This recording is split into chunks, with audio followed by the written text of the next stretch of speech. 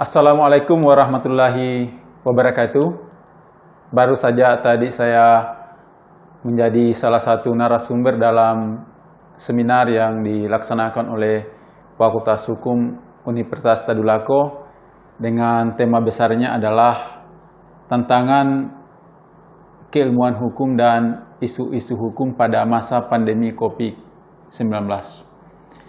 Tadi berbagai narasumber yang dihadirkan jelas menyampaikan bahwa hukum ini selalu ketinggalan dengan perkembangan-perkembangan yang ada di masyarakat.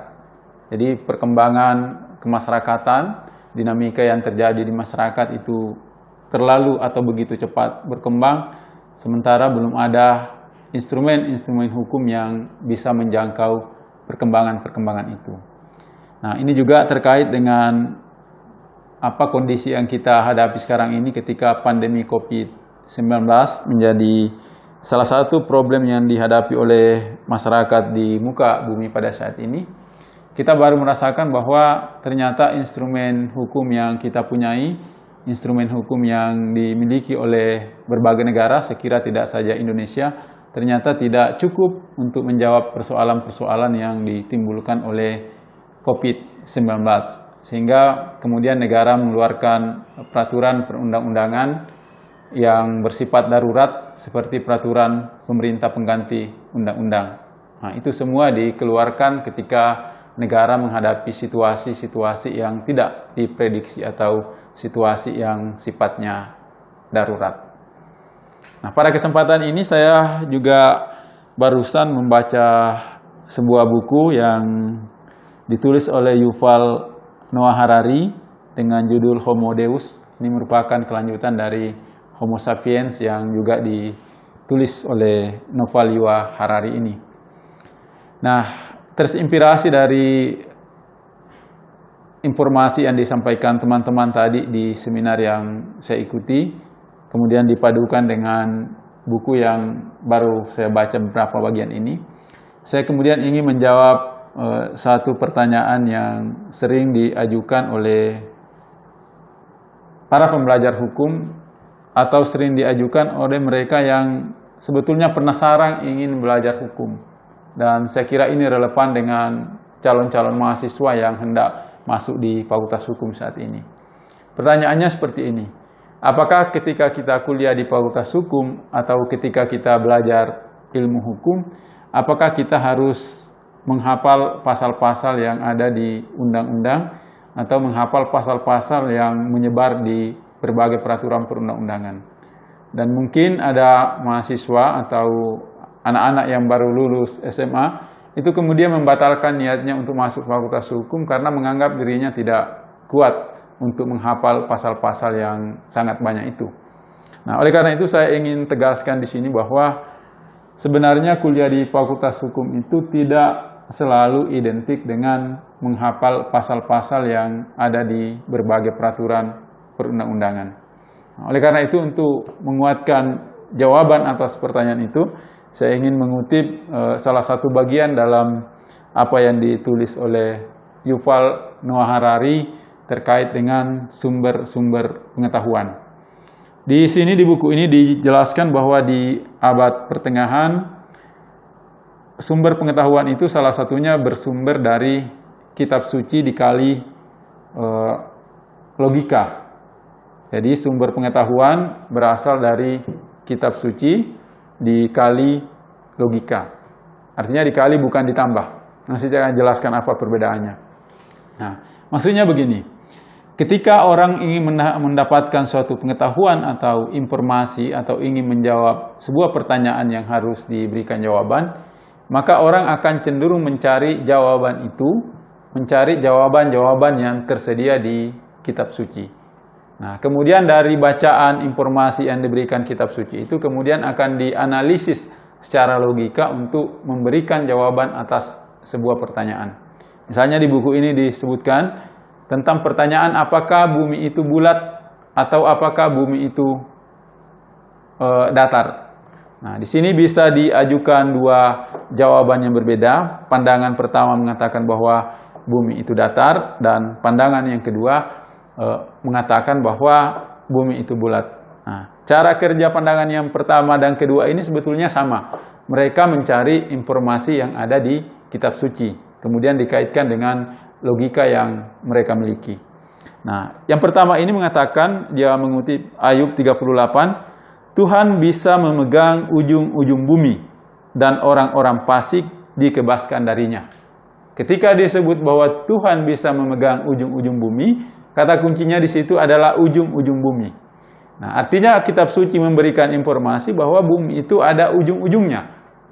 Nah, secara logika kita bisa simpulkan bahwa kalau ada ujung-ujungnya berarti bumi itu bisa disimpulkan berbentuk datar. Nah, dengan cara yang sama ada bantahan terhadap ini, bahwa bumi itu tidak datar, tapi bumi itu sebetulnya bulat. Nah, cara kerjanya juga sama. Mereka mencari informasi yang tersedia di kitab suci. Misalnya di sini disebut di Yesaya 40, menyatakan Tuhan duduk bertahta di atas lingkaran bumi. Kata kuncinya di sini adalah lingkaran bumi. Kalau disebut ada lingkaran bumi, Tuhan duduk bertahta di atas lingkaran bumi itu, maka dapat disimpulkan secara logika bahwa bumi itu bulat. Maka dengan cara yang sama kemudian orang bisa memberikan kesimpulan yang berbeda, yang sumbernya berasal dari kitab suci, kemudian dikaitkan dengan logika yang mereka punyai.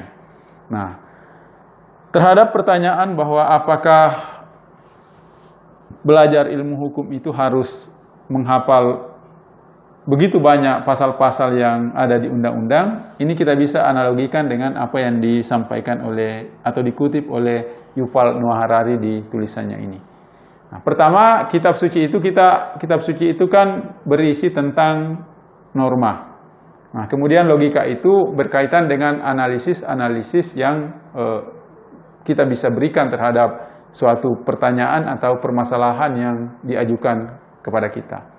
Nah, saya ingin menyampaikan di sini bahwa orang yang belajar ilmu hukum itu, walaupun tidak identik bahwa belajar ilmu hukum itu sama dengan menghafal, tetapi tidak bisa dihindari bahwa orang yang belajar ilmu hukum harus tahu berbagai pasal-pasal atau norma-norma atau aturan-aturan yang tersebar di berbagai peraturan perundang-undangan. Jadi, ketika kita belajar hukum tidak bisa dihindari bahwa kita harus tahu berbagai peraturan-peraturan perundang-undangan yang tersebar di berbagai peraturan perundang-undangan yang ada.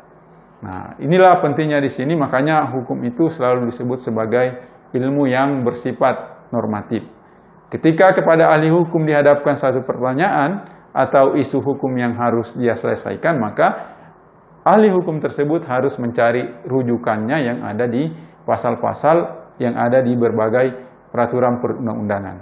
Tapi dalam kondisi sekarang ini tentu kita tidak mampu untuk menghafal pasal-pasal yang ada di seluruh peraturan perundang-undangan. Karena tidak sama dengan dulu mungkin banyak sarjana-sarjana yang menghafal kitab undang-undang hukum tertentu, tetapi tentu saja dengan perkembangan hukum yang sedemikian banyak, terlalu banyak peraturan perundang-undangan dengan ribuan norma-norma yang ada di dalamnya, tentu sebagai manusia kita tidak punya kapasitas untuk menghafal semua itu.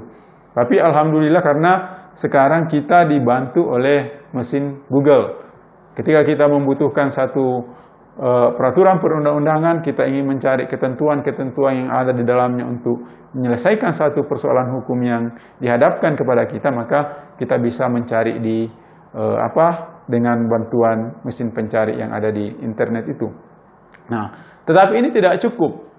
Mengetahui pasal-pasal yang ada di peraturan perundang-undangan saja itu belum cukup bagi seorang ahli hukum untuk menyelesaikan persoalan hukum. Maka tadi sama dengan apa yang disampaikan oleh Yuval Noah Harari, bahwa selain sumbernya dari kitab suci, dia harus dikali dengan logika. Nah, logika hukum ini bisa kita kaitkan dengan konsep-konsep hukum yang ada.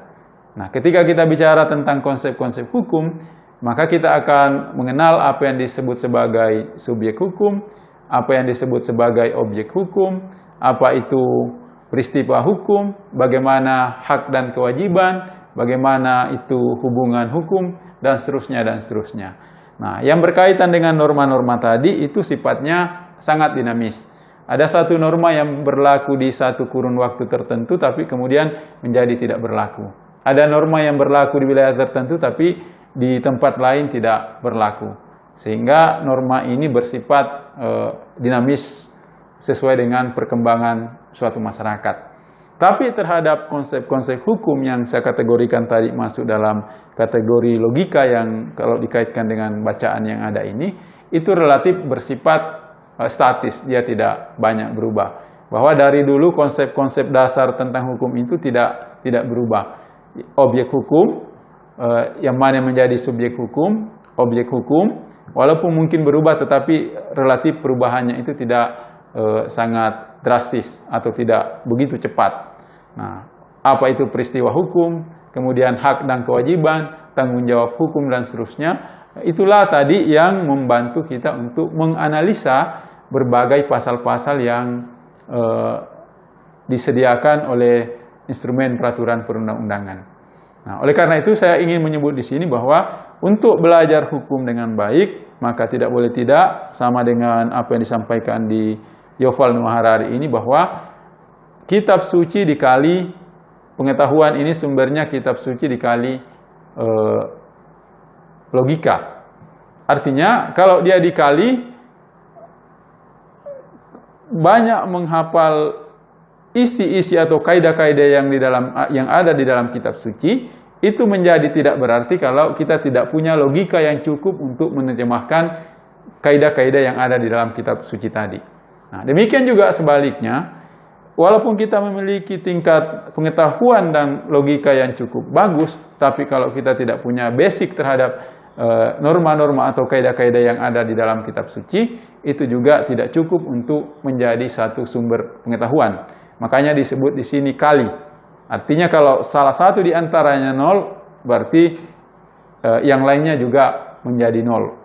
Nah, sama juga kalau itu diaplikasikan tadi untuk menjawab pertanyaan, apakah belajar di Fakultas Hukum itu identik dengan menghafal pasal-pasal? Saya ingin menyampaikan bahwa tidak bisa dihindari bahwa masalah-masalah atau isu-isu hukum itu sebagian harus dijawab berdasarkan pasal-pasal yang ada di hukum positif kita. Tetapi mengetahui pasal-pasal yang ada di hukum positif kita juga itu tidak cukup. Hanya mengandalkan itu, tapi harus dipadukan dengan kemampuan kita untuk bernalar. Nah, kemampuan kita untuk bernalar dalam konteks ini adalah kemampuan kita untuk mengetahui konsep-konsep hukum. Nah, apa itu konsep-konsep hukum? Salah satu dimensi dari ilmu hukum adalah ilmu tentang pengertian-pengertian. Ilmu yang berkaitan dengan konsep-konsep. Nah, konsep yang ada di ilmu hukum itu yang saya sebutkan tadi, apa itu subjek hukum, apa itu objek hukum, peristiwa hukum, hubungan hukum, hak dan tanggung jawab, dan seterusnya. Nah, oleh karena itu tidak cukup bagi seorang yang ingin belajar ilmu hukum kalau dia hanya tahu norma-norma yang ada dalam peraturan perundang-undangan. Sementara dia tidak menguasai hukum dalam konteksnya sebagai atau dalam dimensinya sebagai ilmu tentang pengertian-pengertian itu. Nah, sebaliknya juga begitu. Biar nalar kita bagus, kita sangat paham, piawai dalam menganalisis konsep-konsep hukum yang ada itu, tetapi kita tidak punya basic yang cukup terhadap atau pengetahuan yang cukup terhadap pasal-pasal yang ada di peraturan perundang-undangan sebagai satu hukum positif, maka itu juga menjadi tidak punya arti. Karena di sini disebut tadi rumusnya adalah perkalian, bukan penjumlahan. Nah, artinya kalau perkelahian satu unsur tidak ada, maka hasilnya menjadi nol. Nah, oleh karena itu saya ingin menjawab tadi pertanyaan awal, apakah belajar ilmu hukum identik dengan menghafal pasal-pasal? Saya mau sampaikan untuk terutama bagi mahasiswa baru yang ingin kuliah di Fakultas Hukum bahwa belajar ilmu hukum sebetulnya tidak selalu identik dengan menghafal pasal-pasal yang tersebar di berbagai peraturan perundang-undangan. Tetapi kita juga tidak bisa tidak mengetahui pasal-pasal yang ada itu sebagai hukum positif yang berlaku di suatu negara. Tetapi mengetahui pasal-pasalnya saja tidak cukup, tetapi harus dipadukan dengan kemampuan kita untuk bernalar menggunakan konsep-konsep hukum yang ada.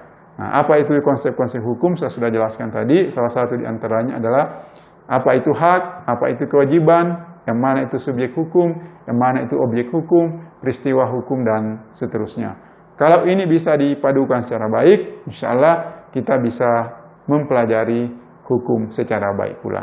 Tapi tidak sampai di sini, di tulisan yang disampaikan oleh Yuval Noah Harari, dia sebut sumber pengetahuan yang kedua adalah pengalaman dan sensitivitas. Seperti apa kaitan antara pengalaman dan sensitivitas itu sebagai sumber pengetahuan yang ada di buku yang ditulis oleh Yuval Noah Harari? Ketika dikaitkan dengan karakter keilmuan hukum, insya Allah di lain waktu saya akan share, berbagi kepada kita semua, terutama calon-calon mahasiswa Fakultas Hukum yang insya Allah nanti tahun ini akan memilih atau memilih Fakultas Hukum sebagai tempat dia akan menuntut ilmu di perguruan tinggi. Saya kira itu yang bisa saya sampaikan pada kesempatan ini. Assalamualaikum warahmatullahi wabarakatuh.